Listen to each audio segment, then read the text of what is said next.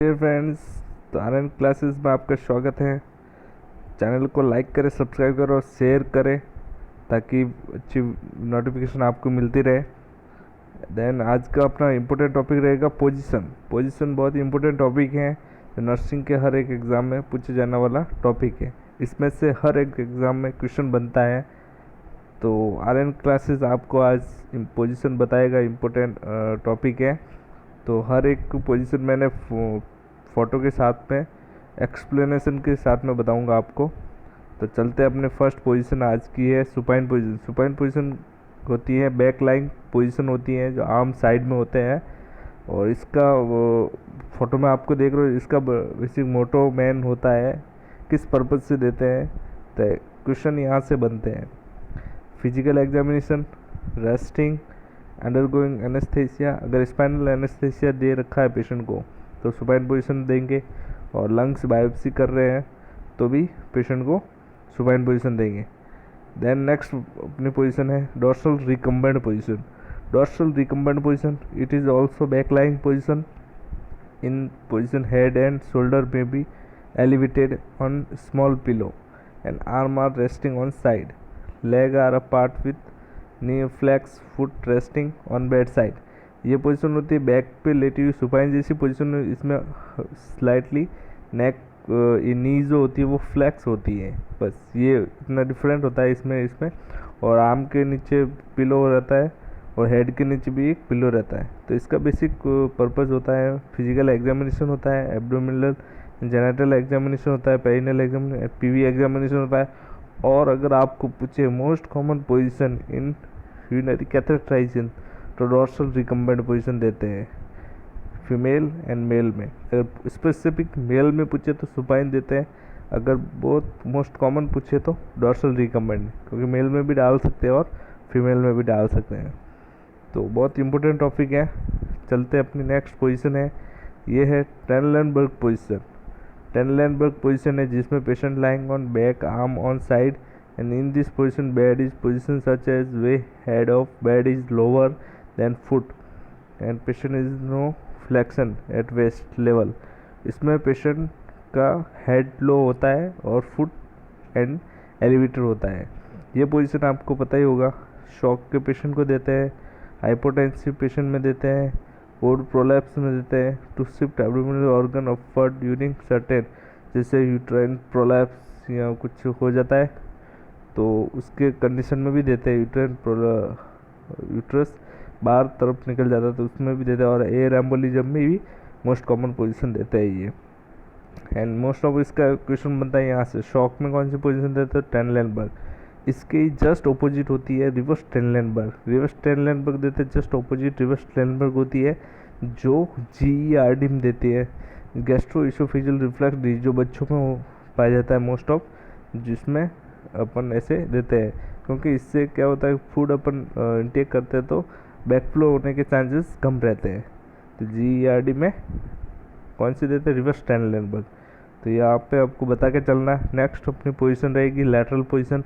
Lateral position आप देख सकते हैं, lateral position patient lying on either right और आइदर लेफ्ट, दोनों साइड में हो सकता है पेशेंट लाए, और नी स्लाइड फ्लैक्स रहेगी इसमें, और नी के नीचे पिलो रहेगा, एंड बोथ हैंड चेस्ट के पास में रहेंगे।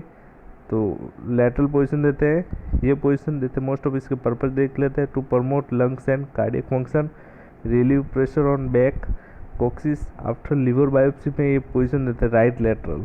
And patient with the pyloric stenosis mills right lateral और promote entirely food into stomach intestine during seizure attack embolism हो जाता है तो भी इस कंडीशन में भी ये पोजीशन देते हैं left right lateral. Then enema में भी देते हैं ये position.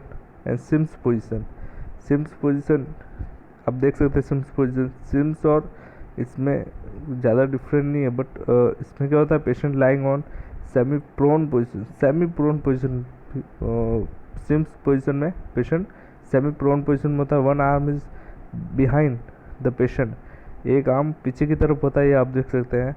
Then arm and flex shoulder, shoulder भी फ्लैक्स रहता है इसमें। Elbow both legs and flex level of hip knee but upper legs is more flex. Upper जो लेग होता है वो मोर ज़्यादा फ्लैक्स रहता है and row up the level of chest, थोड़े इसके लेवल ज़्यादा लेवल पर रहते हैं। तो ये मोस्ट ऑफ किस में देता है, रेक्टल एग्जामिनेशन में देता है ये पोजीशन। एडमिनिस्ट्रेटिव एनिमा में भी ये पोजीशन देता है, most common enema Sims position देते हैं। देन उसके बाद पे अगर सेकंड प्रायोरिटी पे होता है left lateral. Then to prevent aspiration में भी सिम्स पोजीशन देते हैं। नेक्स्ट अपनी पोजीशन रहेगी लो Fowler position. Low Fowler position हमको पता है ये सुपाइन जैसी पोजीशन होती है, इसमें हेड एंड जो होता है वो 30 डिग्री एलिवेट रहता है। ये मोस्ट ऑफ एग्जाम में पूछा जाता है क्वेश्चन है कि अगर पेशेंट का इंक्रीज आईसीपी होता है तो पेशेंट को कौन सी पोजीशन देते हैं। तो increase ICP to prevent, ICP को प्रिवेंट करने के लिए अपन ये पोजीशन देते हैं। Decrease ICP, ICP most common position low Fowler ही देते हैं आईसीपी में। देन सेमी फाउलर पोजीशन होती है वो 45 डिग्री एलिवेटेड होता है। लो फाउलर में 30 डिग्री और सेमी फाउलर में 45 डिग्री। तो सेमी फाउलर देंगे प्रमोट लंग्स एक्सपेंशन। लंग्स के मतलब ब्रीथिंग अगर डिफ़िकल्टी हो रही है तो ये बेस्ट पोजीशन है पेशेंट को रिलीव करने के लिए। एंड रिलीव टेंशन और सर्जिकल साइट ऑफ एब्डोमिनल अगर एब्डोमिनल सर्जरी हो रखी हो, पेशेंट की लेप्रोटोमी हो रखी हो, कोई भी एब्डोमिनल अगर सर्जरी हो तो उसमें उस कंडीशन में लो सेमी फाउलर पोजीशन देते हैं। एंड ट्रेकियोएसोफेजियल फिस्टुला हो तो भी ये पोजीशन देते हैं। एंड पैरासेंटेसिस में भी ये पोजीशन देते हैं। देन नेक्स्ट पोजीशन है high Fowler position. High Fowler 90 degree के एंगल पे बनता है। तो आपको पता ही है हाई फाउलर एकदम पेशेंट आप देख रहे हैं तो इसके पर्पज़ है to prevent the risk of shocking and to relieve respiratory distress and nasogastric intubation. अगर आपको पूछा जाए मोस्ट कॉमन पोजीशन इन अगर एनजी ट्यूब इंसर्शन कर रहे हैं तो उसमें उस कंडीशन में कौन सी पोजीशन देंगे, तो हाई फाउलर पोजीशन देंगे। अगर एनजी ट्यूब फिटिंग लगी हुई है, अगर पेशेंट को फिटिंग करवानी है तब कौन सी पोजीशन देंगे, तो सेमी फाउलर पोजीशन देंगे। और अस्थमा में भी ये पोजीशन देंगे हाई फाउलर। सीओपीडी में भी देंगे। एम्फाइसेमा एंड प्लूरल इफ्यूजन हो रखा है तो भी ये पोजीशन देंगे। ऑर्थोपेनिक पोजीशन में आपको पता ही है कि इस पोजीशन में पेशेंट जो कार्डियक टेबल होता है उस पर पेशेंट लीनिंग फॉरवर्ड रहता है इस कंडीशन में। तो ये रिलीव करने के लिए रेस्पिरेटरी डिस्ट्रेस को रिलीव करने के लिए पोजीशन देते हैं, इसके पर्पज़ है। एंड थोरासेंटेसिस में भी ये पोजीशन देते हैं, एग्ज़ाम में पूछा जाता है ऐसे थोरासेंटेसिस करते हैं तब भी ये पोजीशन देते हैं। एंड एआरडीएस में करते हैं, अस्थमा में, सीओपीडी और एम्फाइसेमा में भी ये पोजीशन देते हैं। नेक्स्ट पोजीशन है प्रोन पोजीशन। सुपाइन की जस्ट ऑपोजिट प्रोन पोजीशन होती है जिसके बेसिक पर्पज होता है टू प्रिवेंट द एस्पायरेशन को प्रिवेंट करने के लिए देते हैं। And recovery position after the anaesthesia and to relieve pressure on the back coccyx. अगर कोई बेड सोर हो रखा है पेशेंट को तो बैक में बेड सोर हो रखा हो तो प्रोन पोजीशन देंगे। एंड अगर पेशेंट की अगर स्पाइनल सर्जरी हो रखी हो तो भी इस पोजीशन में ये देंगे। अगर रीनल बायोप्सी है तब भी देंगे। न्यूरल ट्यूब डिफेक्ट है, position after spinal surgery and haemorrhoidectomy में भी ये पोजीशन अपन प्रिफर करेंगे। लिथोटॉम पोजीशन आप ये बेसिकली अपन देते हैं ड्यूरिंग डिलीवरी के टाइम। लेबर होता है जब लेबर के टाइम ये पोजीशन देते हैं डिलीवरी के time. Childbirth and pelvic gynaecological examination में भी देते हैं। एंड ये देते हैं TURP transurethral resection prostate, जो मेल के अंदर प्रोस्टेक्टोमी करते हैं उसके अंदर भी ये पोजीशन देते हैं। नेक्स्ट पोजीशन है नी चेस्ट पोजीशन। ये भी एग्जाम में पूछा जाता है ये क्वेश्चन। नी चेस्ट में आप देख सकते हैं पेशेंट नी एंड चेस्ट के बल लेटा हुआ रहता है। तो इसके मोस्ट ऑफ पर्पज ये रहता है, इसके पर्पज पूछा जाता है एग्जाम सिग्मोइडोस्कोपी में कौन सी पोजीशन देंगे। सिग्मोइडोस्कोपी में पोजीशन देंगे नी चेस्ट।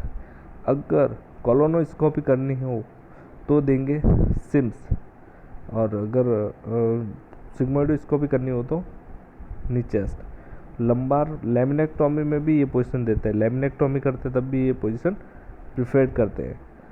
तो आप बताइएगा कमेंट में कैसा लगा आपको वीडियो, और लाइक करें, शेयर करें और कमेंट करके मुझे बताएं। ठीक है दोस्तों, थैंक यू, धन्यवाद।